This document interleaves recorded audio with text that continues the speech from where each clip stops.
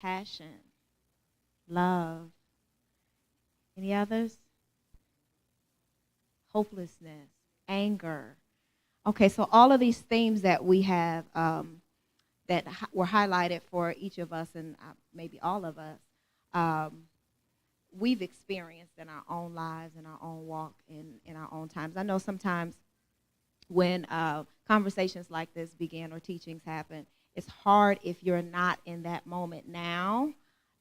Presently, we have these little short-term memories sometimes where we can't, we sit back and say, well, this doesn't apply to me. I don't understand that. I can't comprehend what they mean. I've never struggled with bitterness. And that's not true. All we have to do is be a little more thoughtful that beyond the moment that we may be now, if everything is going great for you and you live for the moment, a pie in the sky life, think back, because there are some times, and there will be some more if you keep living and breathing, presumably, that you will need these moments, that the Holy Spirit will have to bring some of these points back to you. So I'm not sure if this was just me, but when you all were children, were little girls, did you kind of imagine and dream what your life would be like? Yeah. Does your life really look like that now? So from that, I'm going to ask, have you all experienced great disappointments in your lifetime? I ask because some people might say, no, things have gone according to plan. That has not been my story either.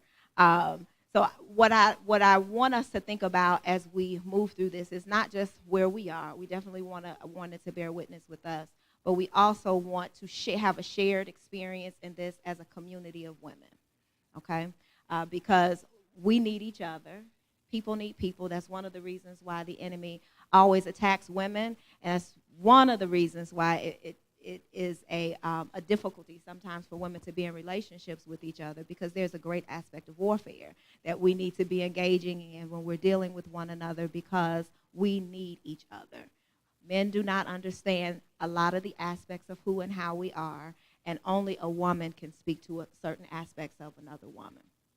So as we go, let's think about that, and we can also bear witness with all of the different characters in the story. We can bear witness with Orpah's decision. We can bear witness with Ruth's decision. We can bear witness with Naomi's decision in specific points of our lives. So let's read through Ruth chapter 1 very quickly. I am reading out of, I think this is the New International Version I have today, and I'll read it very quickly. It says, "Now it came to pass in the days when the judges ruled that there was a famine in the land, and a certain man of Bethlehem, Judah, went to dwell in the country of Moab, he and his wife and his 2 sons. The name of the man was Elimelech, the name of his wife was Naomi, and the names of his 2 sons were Mahlon and Chilion, Euphrates of the Bethlehem, Judah. And they went to the country of Moab and remained there. Then Elimelech, Naomi's husband, died, and she was left and her 2 sons. Now they took wives of women of Moab. The name of the one was Orpah, and the name of the other Ruth, and they dwelt there about 10 years. Then both Mahlon and Chilion also died. So the women survived their 2 sons and her husband." Verse 6, "Then she arose with her 2 daughters-in-law, that she might return from the country of Moab, for she had heard in the country of Moab that the Lord had visited his people by giving them bread. Therefore she went out of the place where she was, and her 2 daughters-in-law with her, and they went on the way to return to the land of Judah. And Naomi said to her daughters-in-law, 'Go return, each to your mother's house. The Lord deal kindly with you as you have dealt with the dead and with me. The Lord grant you that you may find rest, each in the house of her husband.' So she kissed them, and they lifted up their voices and wept. And they said to her, 'Surely we will return with you to your people.' But Naomi said, 'Turn back, my daughters. Why will you go with me? Are there still sons in my womb that may be your husbands? Turn back, my daughters, go, for I am too old to have a husband. If I should say I have hope, if I should have a husband tonight and should also bear sons, would you wait for them till they were grown? Would you restrain yourselves from having husbands? No, my daughters, for it grieves me very much for your sakes that the hand of the Lord has gone out against me. Then they lifted up their voices and wept again, and Orpah kissed her mother-in-law, but Ruth clung to her. And she said, "Look, your sister-in-law has gone back to her people and to her gods. Return after your sister-in-law." But Ruth said, "Entreat me not to leave you, or to turn back from following you. For wherever you go, I will go, and wherever you lodge, I will lodge. Your people shall be my people, and your God my God. Were you to die, I will die. Where you die, I will die, and there I will be buried. The Lord do so to me, and more also, if anything but death parts you and me." When she saw that she was determined to go with her, she stopped speaking to her. Now the two of them went until they came to Bethlehem, and it happened when they had come to Bethlehem that all the city was excited because of them, and the women said, "Is this Naomi?" But she said to them, "Do not call me Naomi, call me Mara, for the Almighty has dealt bitterly with me. I went out full, and the Lord has brought me home again empty. Why do you call me Naomi, since the Lord has testified against me, and the Almighty has afflicted me?" So Naomi returned, and Ruth the Moabite, her daughter-in-law, with her, who returned from the country of Moab. Now they came to Bethlehem at the beginning of barley harvest. So that's the whole chapter 1 that she summarized and did, again, a very good teaching of.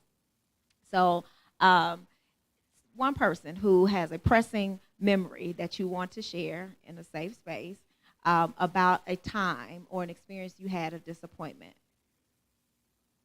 Anybody want to volunteer? I don't want to be the only person telling my business up here. So, okay. Thank you. Good morning, ladies. Mine is, I don't know if I would categorize it as disappointment. It's more tragic.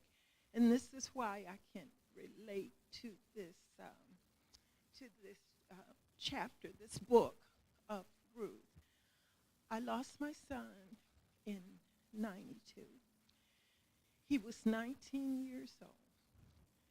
Tragic loss, worst pain I've ever had to endure in my life. And as I walked through that, I found myself asking God why. And I felt that he had forsaken me. And there was that element of bitterness too, initially. This is why I can relate to that. But I'm here to tell you today, we may not always understand why, but I think it's Romans 8:28 that says all things work together for the good of those who love the Lord and who are called according to his purpose. There was purpose in that. Yes, I love my son, and I thank God for the 19 years. But it's through that loss and through that pain that I can now encourage others in that place. Out of my misery, God birthed the ministry. Amen. Amen. Thank you for sharing. One of the things that in disappointment, there is always some sort of loss.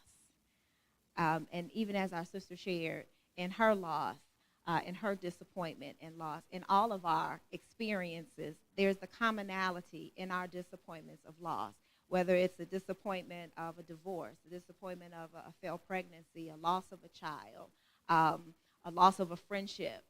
There is a theme of loss. And with that, we always have an opportunity, because it's a choice attached to it, where we have to decide how we're going to feel, where we're going to go, and what we're going to do, who we're going to trust, what we're going to believe. And those determine whether we're going to navigate through bitterness, because you're going to be attacked with the opportunity to become bitter, or are you going to walk through that and gain from it? So we have read the first part of the first chapter, and now I want us to get a little bit of insight about the times that they were living in. So Ruth is the time that Ruth was living in. Naomi and the whole clan, was, again, as it says in the first verse, the time of the judges. The time of the judges was a wild period of time. So the last chapter of Judges, it talks about everyone everyone did as they saw fit, as they determined was best for them. Now, can you imagine a society? It ain't gonna take too much to imagine. Can you imagine a society where everybody is doing what they think is best? I'm doing me. I'm living my best life. I'm living my truth. And your truth doesn't match with the next person's truth, and your best life doesn't match with somebody else's morality of their best life. And so it was that kind of culture. It was a godless culture. It didn't have any boundaries. The limits were all over the place. Nothing was streamlined. That was the times that they were living in. Again, after they had conquered the promised land, Israel had conquered the promised land, so they had a little something. And again, it's not a far stretch to think through a time where you got a little money in your pocket, the things are going pretty good for you, and then we have this setting of Ruth, where initially things were going pretty good for her. She has children, she has a husband, they seem to be doing all right. You know, if you super broke down, you're not moving a whole clan of people that far away. So they must have been doing okay enough for that period of time to move to a place where they thought they could get better opportunities. And then everything just started to decline. And again, I can bear witness with that, and I believe all of us as women can. Seasons in our lives where nothing is going right back to back. You get past one hurdle and another hurdle is meeting you, and you're wondering, God, what is going on? What am I doing wrong? What do I need to change? The people I thought I could depend on are non-existent. The things that I thought I could depend on, I can't depend on anymore. What do I do? And again, there's always an association of loss with it.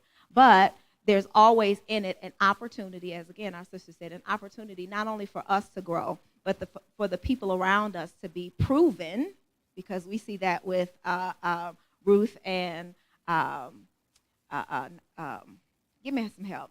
I want to say Oprah, and I know that ain't right, Orpah, is the opportunity to see who's with you. And not necessarily that Orpah was not a good person. Clearly, she decided initially to go and to travel with her sister-in-law, and her mother-in-law. So she had a right heart towards them, and she loved them. It's just that everybody ain't supposed to go.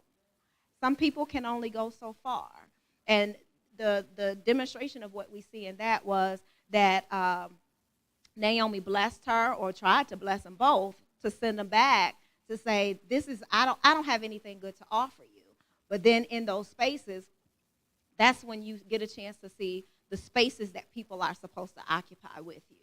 The one that was supposed to go with her, that had attached to her blessing, stayed and said, not only am I not going to leave you, but whatever you go through, I'm going through too, and I'm going to go through with you. And those are opportunities that God uses, that we're tried in the fire, in the furnace of affliction, that what stands, what remains after the fire, we get a chance to have an appreciation for. Anybody have anything that they want to say or share that comes to mind so far about anything we've said? Get her first, and then I'm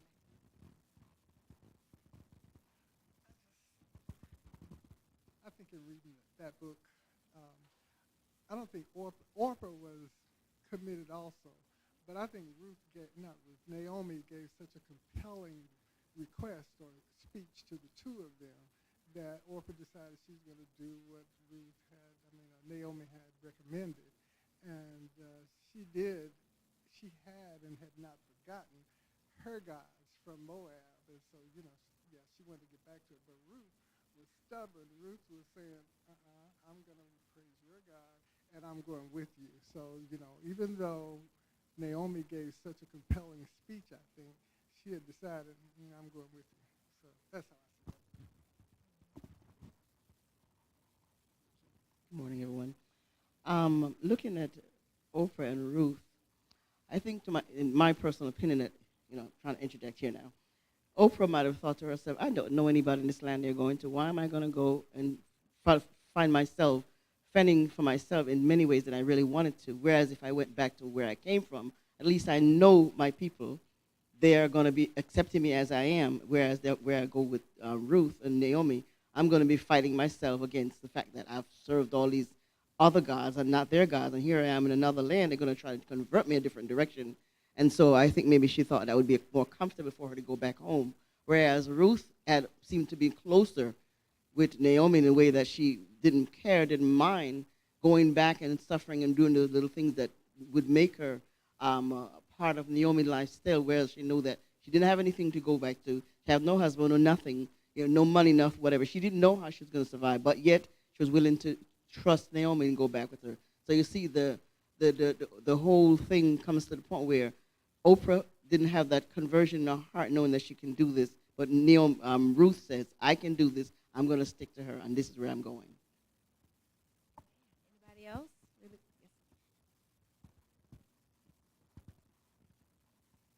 I just know this is hard to imagine because we're humans. But when you think about chapter 1, she was on a journey, Ruth, and she was destined for this. Sometimes when God got plans for you, there ain't no turning back.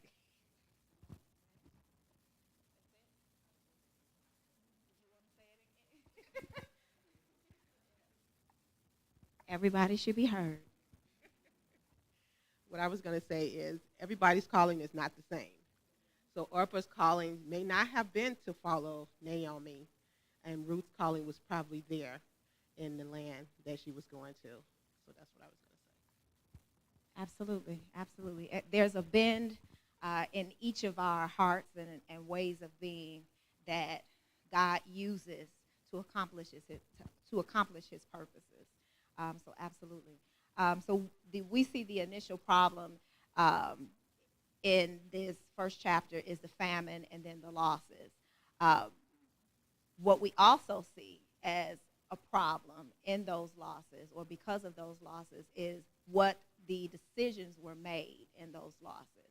So the men, because it was a male-dominated culture back then, the women really did not have a whole lot of choices, which makes the losses harder because you can imagine as a woman, and you see all this stuff going, that they had opinions about what they should do.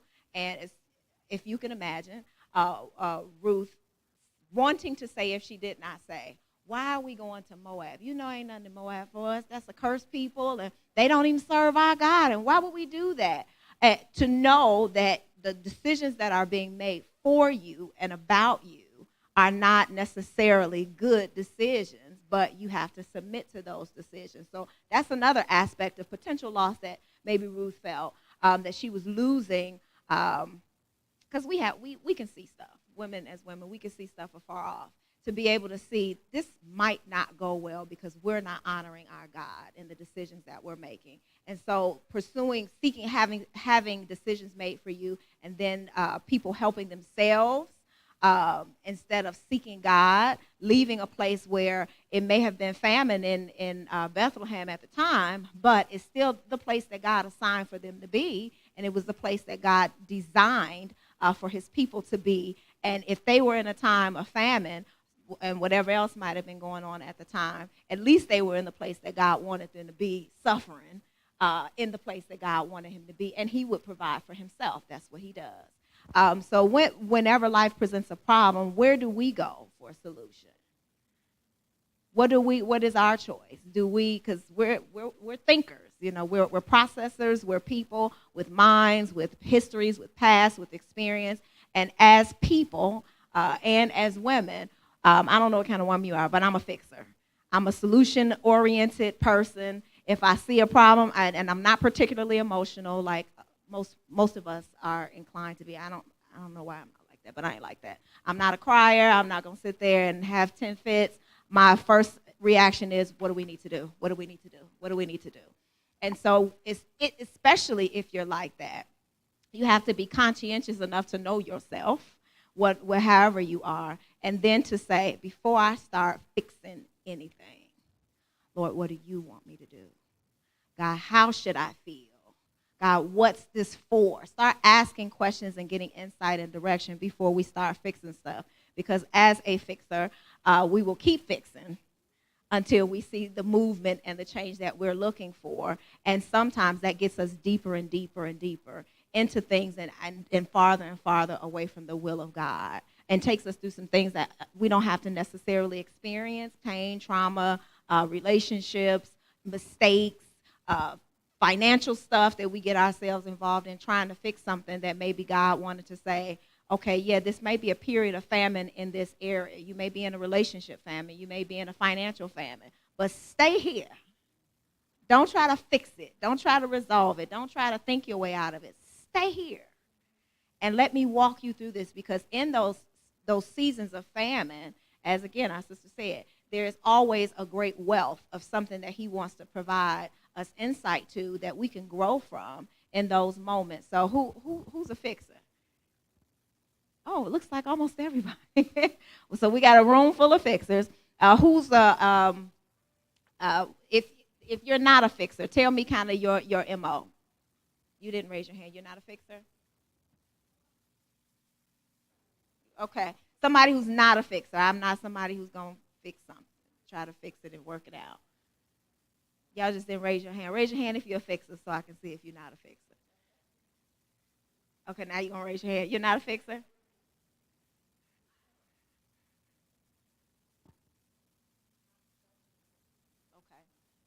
Can you all hear? I definitely make my opinions known to my husband, different perspective for whatever he's, preparing for us to do. But I said I'm a sheltered person, and I'm proud of that. I don't feel bad about it at all. I went from the security of my family to a marriage. I've been married 47 years, so it's kind of hard to say that I'm a fixer because I haven't had to fix, but definitely give my perspective on what's going on so that he has some more options and we can weigh them together.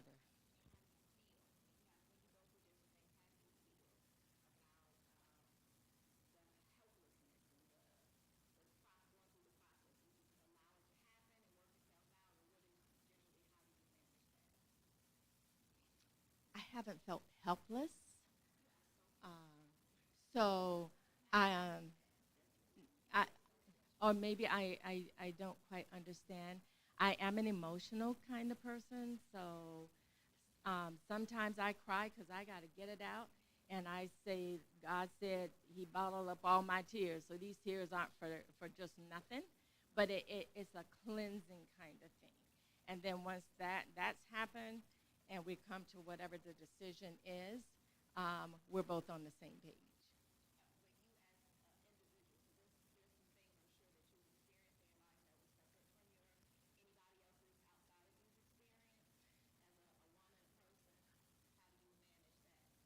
Oh, I made my feelings known or my my opinion known at work.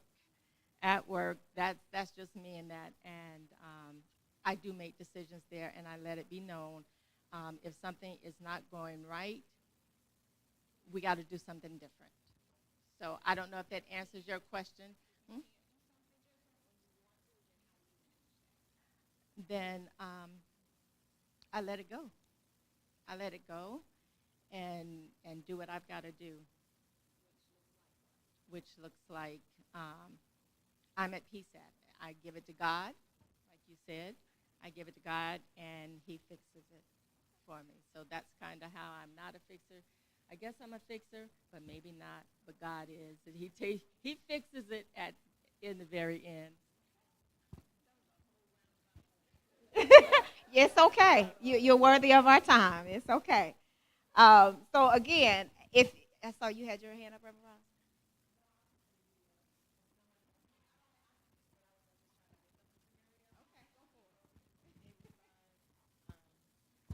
Some if you're a person that's not a fixer, perhaps you are a waiter, and so like you kind of would wait for things to kind of just happen and see how they unfold, and then watch some events happen first, and then decide like, how am I going to respond later?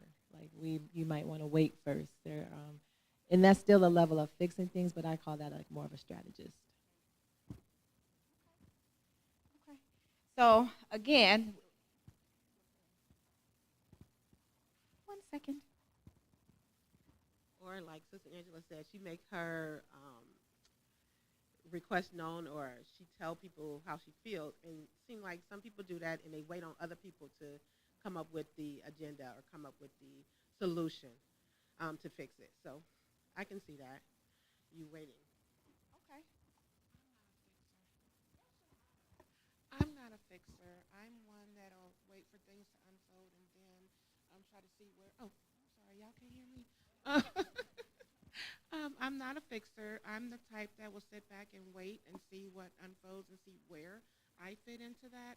I am one of those people that take on other people's feelings and make them my own, and it's not good for me because, yeah, just taking on other people's feelings is not good. So that's why I sit back and try to see what's happening and where I fit in before I jump into the situation. So in all of these ways of being that we have as people, but for this context as women, there is a caution to it all. If your first response, or I'll say after you kind of get past yourself, because we do need a moment to go through our feeling, feel how we're going to feel, and then decide, we gotta feel it first. If your initial reaction is not to then turn to God and start asking some questions, getting some insight and some direction, and that you listen to and respond to, then you are opening some doors, just like we saw with Ruth, for you to navigate through some places where you'll have more losses and more experiences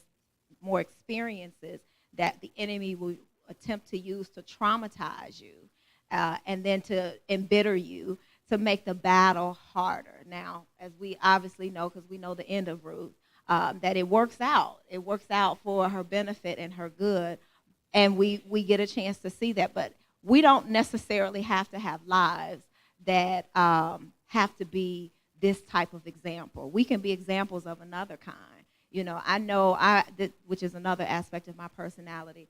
I don't have to, as a kid and as a good grown woman, I don't have to go through it to learn. I can watch you do it.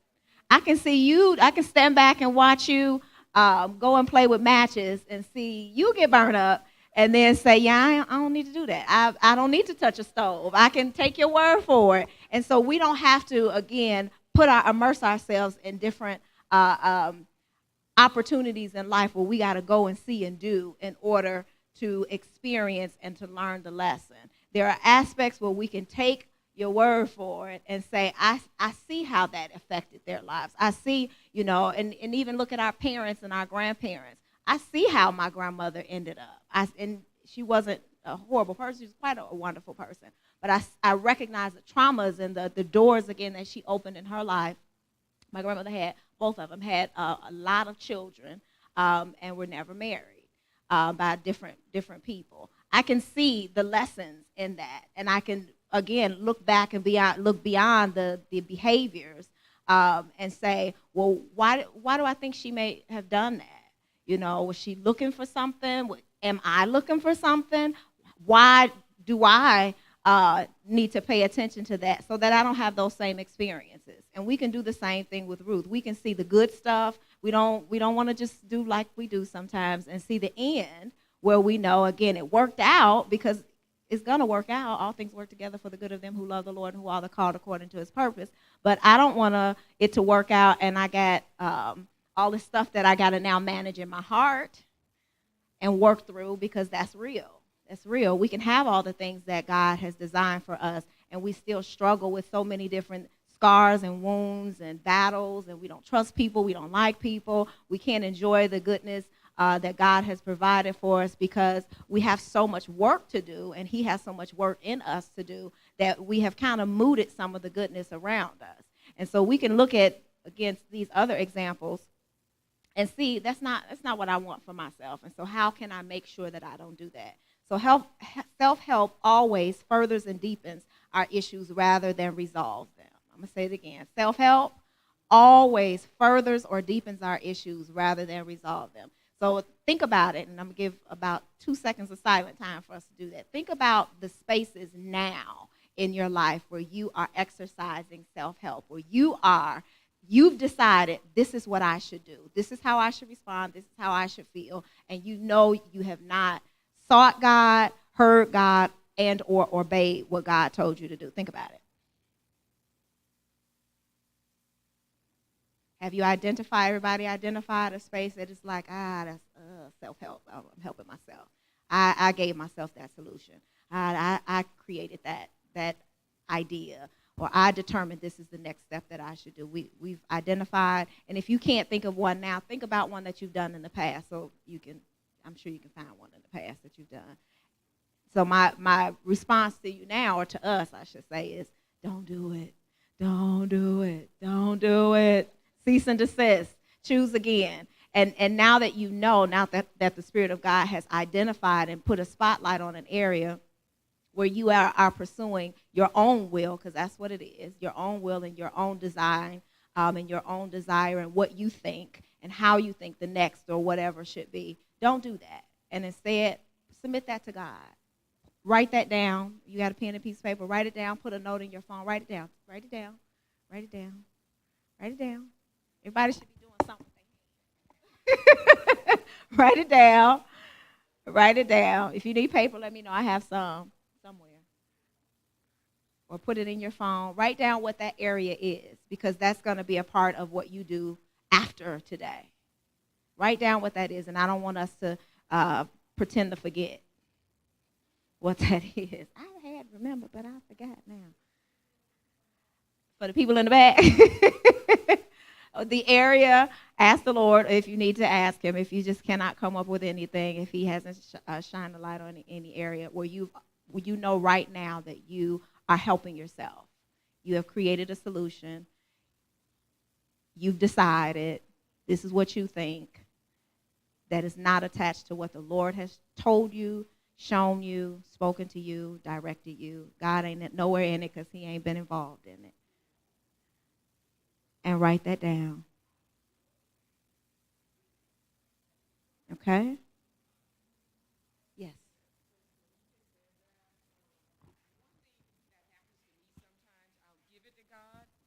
And then I pick it back up. I give it to God. I pick it back up. But so if you would have asked me yesterday, I would have said I gave it to God. Today, I done picked it back up, right? And that's real. And I'm glad you said that, because that's something that we do. And more often than not, it's in a specific area of our lives. It's not always universal that we do that, because, it would be a whole nother level of conversation we'd be having with ourselves. But usually it's something very specific. If a person, an area, something that has happened, that keeps happening, that we don't want to happen again, et cetera, and so forth. And we give it and then kind of struggle with that. That is a human experience. But with that is, as I said, a human experience. So don't feel like something wrong with me. That's a human experience. But with that, because you know that's all the more attention that you need to give that to God. And as you're giving it to God, be honest about it. And this is for all of us. Be honest about it and not, and I'll just say how I handle it, because I have my own areas. Well, I don't necessarily pick it back up, but I piece it out. I give it all to God, and then you can have all that, but this little piece right here, I'm going to manage.